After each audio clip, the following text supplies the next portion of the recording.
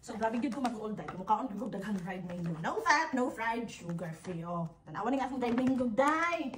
Dagko pa ni sa imong kamot day. Oh, di ba? Lapad day bangga oh. Kung idabo day kay para makakita ka day kung sa dadaghan na atong dried mango day. Adto tag dried mango day oh, mga baga na day lapad lami day humot. Humot kaayo bet. Chewy. Kaya ako mag-all day kay buntag sayo oh, mukha og dried mango.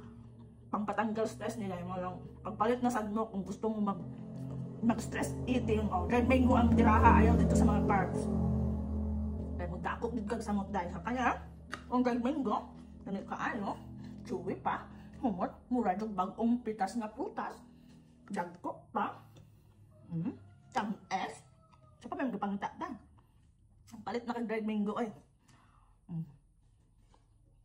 ayaw lang. Nasang yellow basket ang ibot ang height. Oh, naikag ka. Sit up na.